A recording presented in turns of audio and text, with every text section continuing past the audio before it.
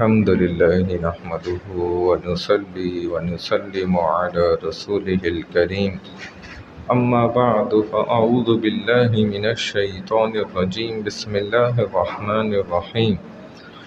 تو ہمارا موضوع چل رہا ہے کہ مٹا دے اپنی ہستی کو اگر کچھ مرتبہ چاہے، کہ دانہ خاک میں مل کر گلے گلزار بنتا ہے۔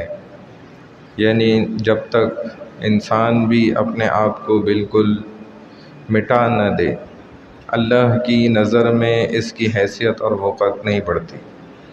ہر عمل صرف اللہ کی ذات کے خاطر کرے، یعنی اخلاص کے ساتھ، صرف رب کو دکھانے کے لیے، نہ کہ انسانوں کو دکھانے کے واسطے۔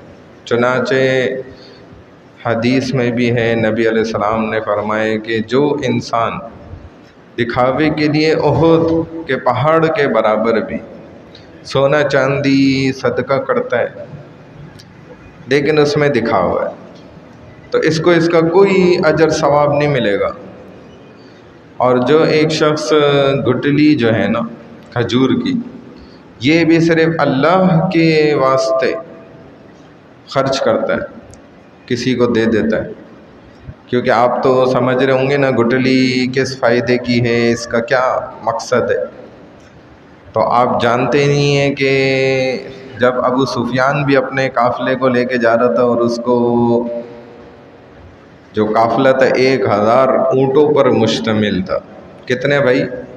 1000 اونٹوں، یعنی کہ آج کے زمانے کی سمجھ لیں 1000 بڑی شپمنٹ جو ہے نا وہ جاری تھی، جو بڑے بڑے 1000 جہازوں پر مشتمل تھی۔ اتنا بڑا جو ہے نا ٹریڈنگ کا سامان اس زمانے کا بھی۔ اور جتنے مکہ کے سارے سردار کفار قریش تھے نا، ان سب کا پیسہ اس میں انویسٹ ہوا تھا۔ انہوں نے فیصلہ کیا تھا کیا ہم تھوڑا تھوڑا کر کے شپمنٹ منگواتے ہیں شام سے، تھوڑا تھوڑا کاروبار کرتے ہیں، ایسا کرتے ہیں سارے اپنا پیسہ ملا کے ایک بڑا کاروبار ایک ساتھ کرتے ہیں۔ زیادہ مقدار میں جب ہم مال بھی خریدیں گے تو کیا ہوگا کہ زیادہ فائدہ و نفع حاصل ہوگا۔ لہذا اس کا لشکر کا بڑا بنایا ابو سفیان کو۔ اب ابو سفیان کے ہاتھ میں ذمہ داری اتنی اس قدر بڑی اور سخت تھی کہ ابو سفیان گھبراہٹ میں بھاگتا تھا اپنے اونٹ کو لے کے تیزی سے۔ قافلہ یہاں چل رہے تو یہ تقریباً کہتے ہیں 20 میل آگے بھاگ کے جا کے اپنے اونٹ کو نہ بھگا کے، اور نظر رکھتا تھا، دیکھتا تھا پہاڑوں میں ادھر ادھر کہیں کوئی ایسا قبیلہ یا کوئی ہم پر حملہ کرنے والا تو نہیں چھپ کے بیٹھا ہوا، کیونکہ اس کو ڈر تھا نا۔ جیسے آج بھی یہودی کو تو اپنی معیشت کا بہت ڈر خوف رہتا ہے، تبھی تو انہوں نے اپنی معیشت کو کس قدر مضبوط کیا۔ یہودی سے سود نہیں لے گا، لیکن ماشاءاللہ پوری غیر یہودی سب سے لے گا اور سب دیں گے بھی۔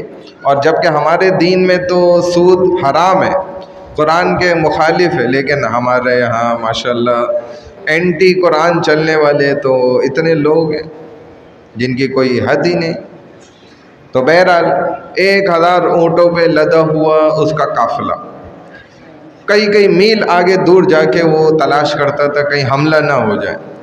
اسی اثنا میں ایک کنویں پر پہنچا، 2 لڑکیاں وہاں پر آپس میں کس بات پہ لڑ رہی تھیں، ایک دوسرے کو کہہ رہی تھی کہ تمہارا ہار ٹھیک ہے اگرچہ مجھ سے گم ہو گیا، لیکن اب یہاں سے ایک قافلہ گزرے گا، میں وہاں سے خرید کے تمہیں دے دوں گی ہار، کیوں تم مجھ پہ اتنا غصہ کر رہی ہو۔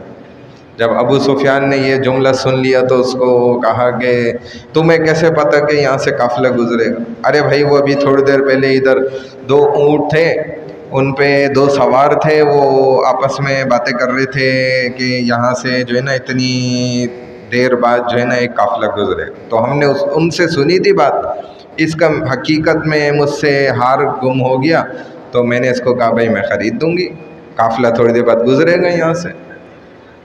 ایک دم ابو سفیان نے پوچھا اچھا وہ دونوں بندے کس کام سے کھڑے ہوئے تھے، کیا باتیں کر رہے تھے؟ انہوں نے بتایا بھائی ہم سے انہوں نے آ کے جو ہے نا اتر کے وہاں درخت کے نیچے اپنے اونٹ باندھے، پانی مانگا، ہم نے ان کو پانی دیا، پانی پیا، پھر وہ یہ باتیں کر رہے تھے، ہم نے ان کی باتیں سنی، پھر وہ اونٹوں پہ سوار ہو کے چلے گئے۔ अबू सुफियान गया, वो दरख्त के नीचे से उसने ना देखा तो मेंगनियाँ पड़ी हुई थी ऊँटों। ये वो गुटली से मुझे बात याद आई है कि कहते हैं ना गुटली अल्लाह की राह में सदका कर दो। हम सोचते हैं गुटली का क्या फ़ायदा, तो उसने मेंगनी उठा के तोड़ के देखी, उसके अंदर गुटली थी।